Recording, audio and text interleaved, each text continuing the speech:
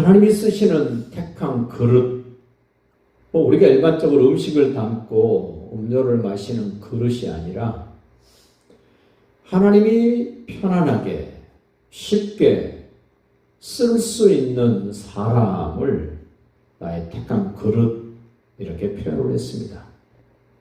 더 쉽게 말씀드리면 예수님이 나의 택한 그릇이라고 말해줬던 사람들은 제자 또는 사도들입니다. 우리 주님이 하시고자 하신 일들을 맡겨서 그 일을 효과적으로 할 수 있는 일꾼들을 일컬어서 나의 택한 그릇, 이렇게 표현을 한 것입니다. 우리 주님은 한 사람을 쓰시기까지 얼마나 많은 사람들이 필요했는가를 성경은 소개를 합니다. 사울이라는 사람이 바울로 변해서 복음의 일꾼으로 쓰여지기까지 사울 혼자서 되는 것이 아닙니다. 오늘 사울이 다메섹 도상에서 예수님을 만나고 예수님의 택한 그릇으로 점점점 다듬어지고 변해가는 과정 속에 첫 번째 하나님의 사람으로 등장하는 사람이 나오는데 바로 아나니아라는 사람입니다. 사도 바울이 바울 되도록 첫 번째 만남을 갖게 되는 이 아나니아, 오늘 성경은 그 아나니아를 제자라고 소개를 합니다. 10절 보십시오. 그때에 다메섹에 아나니아라 하는 제자가 있다. 예수님을 닮아가는 제자, 예수님이 원하시는 일이라면 언제 어디서든지 감당하려고 준비되어 있는 사람, 제자입니다. 예수님이 아나니아를 불러서 당신의 택한 그릇 되어질 사울, 그를 위하여 해야 될 일을 말씀을 하십니다. 10절 다시 보십시오. 주께서 환상 중에 불러 이르시되, 제자 아나니아를 불러 이르시되 아나니아야 하니 대답하여 주여 내가 여기 있나이다. 제자는 주님이 부르시고 주님과 소통할 줄 아는 사람, 주님이 불러도 대답하지 않고 외면하는 사람이 아니라 주님이 뭐라 말씀하시면 바로 반응할 줄 아는 사람, 제자입니다. 그렇다면 나는 예수님이 나를 부르시고 나를 찾으실 때 나는 언제 예수님에게 대답을 하고 얼굴을 돌리고 예수님과 마주보면서 대화할 수 있는가? 하나님은 부르십니다. 사무엘을 부르시듯이 사무엘아 사무엘아 부르시죠. 아담아 아담아 부르십니다. 그럴 때 대답을 안 하고 있으면 계속해서 부르십니다. 대답할 때까지. 사무엘을 부르셨지만 사무엘이 대답을 하지 않고 엘리 제사장에게로 뛰어갑니다. 한 번, 두 번, 그러자 엘리가 이야기해 줍니다. 야 사무엘아, 하나님이 너를 부르신 것 같은 네가 응답해야 돼. 그렇습니다. 하나님이 부르실 때 나는 응답해야지 그 다음 단계로 갈 수 있습니다.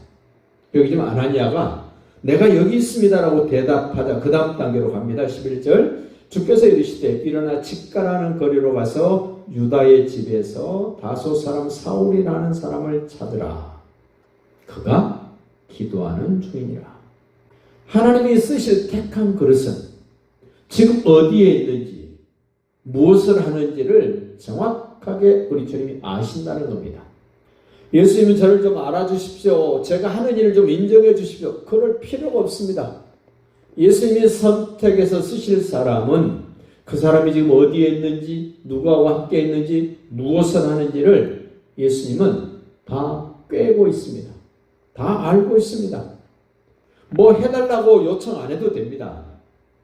예수님의 택한 사람이 아닌 사람들이 자기를 써달라 그러고 자기를 알아달라 그러고 별의별 일을 다 합니다마는 오늘 말씀 보십시오. 예수님이 택한 그릇으로 쓰여질 사울, 이 바울은 그가 지금 유다 집에 있는 것 압니다. 다메섹에 있는 것도 아십니다. 기도하고 있는 것도 아십니다. 우리 주님은 당신이 쓰실 택한 그릇이 기도하는 것을 들으십니다. 이렇게 사울에 대하여 예수님이 알려주니까 제자였던 아나니아가 반응을 합니다. 12절. 그가 아나니아라는 사람이 들어와서 자기에게 안수하여 다시 보게 하는 것을 보았느니라. 예수님이 응답을 주신 겁니다. 환상을 보여준 것입니다. 증거를 주신 것입니다. 그러자 아나니아가 주여, 이 사람에 대하여 내가 여러 사람들에게 들었는데 제가 영 그 사람 만나고 싶지 않습니다. 이런 얘기예요. 예수 믿는 성도들을 적지 않게 괴롭히고 죽이고 감옥에 가두는 일을 예루살렘에서도 했고 지금 다메섹에서도 하기 위하여 공문서를 가지고 오는 사울. 14절 봅시다. 여기서도 주의 이름을 부르는 사람을 결박할 고난을 대제사장들에게서 받아가지고 온 사람입니다. 그래도 육신적으로 인간적으로는 아나니아가 이 사울 만나러 가고 싶지 않지만 우리 주님 가라 그럽니다. 나는 어떻게 할까요? 인간적으로 세상적으로 육신적으로 도저히 저 인간 보고 싶지 않는데 하기 싫은데 그래도 예수님이 가서 만나라 가서 내 말을 전해라 그러면 우리는 어떻게 해야 됩니까? 많은 사람들이 가지 않습니다. 포기합니다. 말씀 순종 안 합니다. 그런데 제자로 부름받고 예수님과 소통하고 있는 아나니아는 기꺼이 예수님이 하신 말씀을 따라서 갑니다. 그래서 그 제자에게는 증거를 주십니다. 그 15절 보십시다.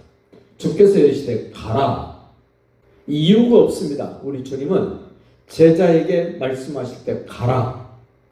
바로 움직이라는 겁니다. 순종하라는 겁니다. 이 사람은 여러 사람을 해롭게 하고 다메섹까지 와서 공문서를 가지고 와서 집행하기 위하여 온 이 사울은 내 이름을 이방인과 바울의 사명입니다. 내 이름을 이방인과 임금들과 이스라엘 자손들에게 전하기 위하여 택한 내 그릇이야. 사도 바울이 해야 될 일, 여기서 지금 아나니아에게 말씀합니다. 내 이름을 이방인들에게 전해야 될 나의 택한 그릇 사울이야. 그리고 여러 임금들에게 내가 그리스도인 것을 전할 수 있도록 내가 택한 그릇이야.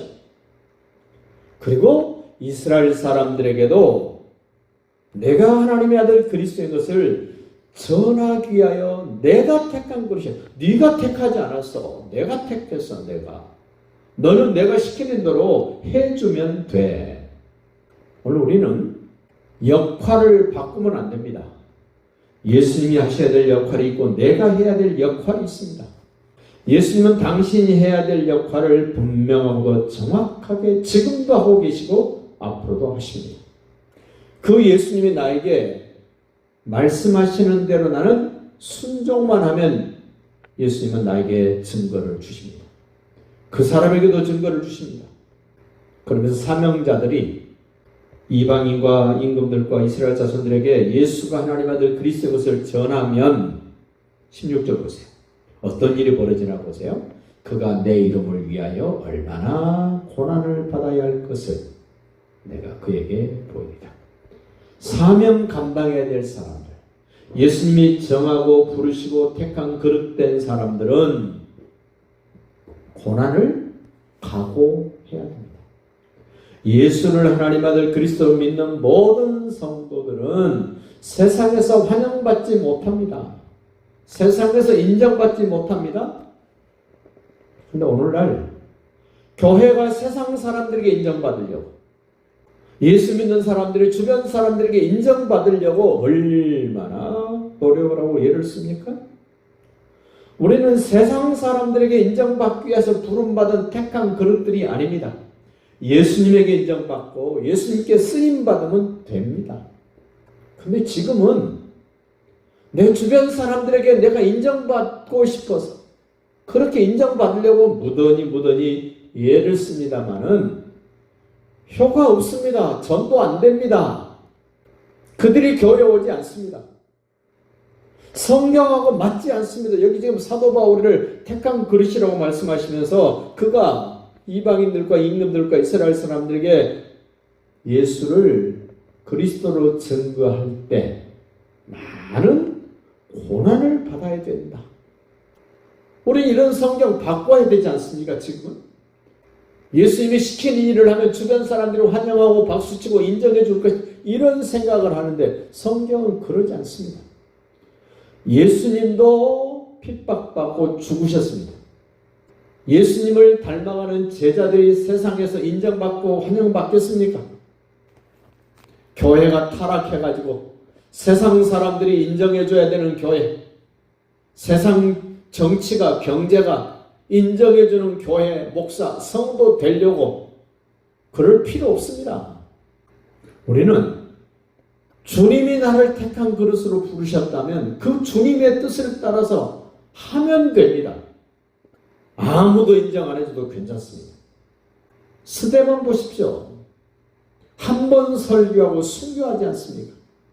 그런데 그 스데반의 영혼을 받기 위하여 항상 보좌에 앉아 계셨던 예수님이 벌떡 일어서셨던 거 기억하십시오.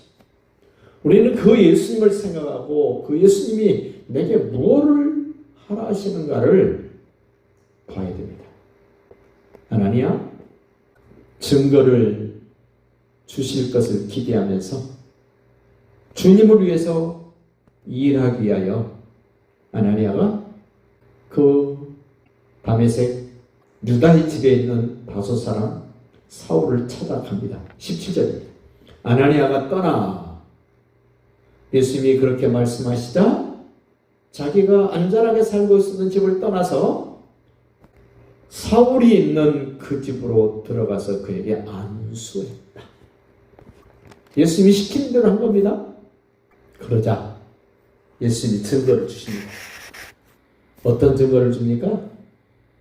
형제 사울아, 주 곧 네가 오는 길에서 나타나셨던 예수께서 나를 보내셨다. 예수님이 주신 증거를 가진 제자는 자기를 나타내는 것이 아닙니다. 자기를 자랑하는 것이 아닙니다. 예수님을 나타냅니다. 예수님이 나를 보내셨고 예수님이 당신에게 증거를 주실 것입니다. 예수께서 나를 너에게 보내어 너로 다시 보게 하실 것이다. 사람들의 시선이 나에게 집중되면 안 되는 사람이 택한 그릇입니다. 쓰임받는 일꾼들입니다. 모든 사람의 시선은 예수께 향해야 됩니다. 목사에게 집중되면 안 됩니다. 유명한 어떤 인물에게 집중되면 안 됩니다. 우리는 세례 요한이 했던 말을 기억하고 곱씹어야 됩니다. 예수는 흥해야 되고 나는 쇠해야 된다. 예수님을 나타내는 길라잡이하는 사람들의 모습이 그런 겁니다. 예수님만 돋보이면 됩니다. 예수님만 드러나면 됩니다. 현대를 사랑하는 사람들에게는 쉽지 않은 일입니다. 근데 오늘 보십시오. 아나니아가 네가 오는 길에서 나타나셨던 예수께서 나를 보냈다. 내가 결심하고 너에게 왔다. 이러면 폼날 텐데 자기에게는 한마디 하지 않습니다. 너를 만나셨던 예수님이 나를 너에게 보내셨어. 왜 보낸 줄 아느냐? 너를 다시 보게 하시기 위하여 나를 보냈어. 네 눈이 밝아져서 다시 보게 되는 거 내 실력 아니야. 예수님이 너에게 주신 은혜야. 증거야. 이게 성경입니다. 내가 기도했더니 뭐가 나왔고 내가 너에게 축복했더니 네가 복을 받았고 아닙니다. 예수님이 주신 증거, 예수님이 너를 택한 증거, 복음을 위해서 살아야 될 증거를 예수님이 나를 보내서 너에게 그 증거 주도록 하신 거야. 그러면서 그 17절 끝에 보십시오. 다시 보게 하시고 성령으로 충만하게 하신다. 일꾼된 사람들에게 절대적으로 필요한 성령의 충만입니다. 성령의 능력입니다. 성령의 일하심입니다. 내 힘으로 하면 낙심합니다. 조금 있으면 지칩니다. 그런데 성령의 능력으로 일하는 사람들은 지치지 않습니다. 자기 힘으로 하다가 지치면 원망이 나옵니다. 불평이 나옵니다. 나는 이렇게 힘들게 하는데 저 사람 왜 빈둥빈둥 놀까? 그럴 필요 없습니다. 주님이 주신 힘으로 하면 불평할 게 아닙니다. 원망할 것도 못 됩니다. 사명자가 사명을 감당하도록 하나님은 성령의 충만함을 주십니다. 그러면 됩니다. 그러면서 마지막 19절 보십니다. 18절 즉시 사울의 눈에서 비늘 같은 것이 벗겨져 다시 보게 된지라. 주께서 말씀하신 대로 아나니아는 쓰임받습니다. 아나니아가 쓰임받을 때 택한 그릇된 바울은 엄청난 증거를 갖게 됩니다. 볼 수 없었던 눈이 보게 됩니다. 신비한 체험을 합니다. 사울이 바울 되어서 평생 기억할 수 있는 증거를 그의 몸에 주님이 주십니다. 그러자 세례를 받고, 우리는 어떤 목사님에게 세례받느냐가 굉장히 중요한 것처럼 보여집니다. 그 엄청난 사도 바울에게 세례 준 사람, 여기서밖에 이름이 등장되지 않습니다. 아나니아라는 사람. 아나니아가 엄청난 사도 바울에게 세례를 줬답니다. 내게 세례 베풀어 주신 목사님 이름을 쓰십시오. 이력서에 그런 것도 나옵니다. 그럼 제가 기억 못하죠. 하나님이 부르신 일꾼은 몸에 분명한 증거를 가질 뿐만 아니라 19절 봅시다. 음식을 먹으며 강건해지니라. 하나님은 비실비실되게 하면서 일시키지 않습니다. 배를 쫄쫄 골아가면서 일하게 하시는 분이 아니십니다. 여기 보십시오. 주님이 택한 그릇된 바울 어떻게 합니까? 친히 증거를 주님이 주시고 음식도 마음껏 먹게 하고 육체도 강건하게 해서 일하게 하시다는 거예요. 우리는 다시 한번 자기를 돌아보십시다. 정말 주님이 나를 택한 그릇이고 나를 사명자로 일꾼으로 부르셨다면 아나니아처럼 이 바울처럼 나에게도 증거를 주실 것이고 동역자를 붙여주실 것이고 성령으로 충만하게 하실 것이고 배불리 먹게 하실 것이고 그리고 강건하게 만드셔서 복음의 일꾼 되게 하실 것을 확신하면서 그 주님을 위하여 함께 달려가 봅시다. 힘을 내 봅시다.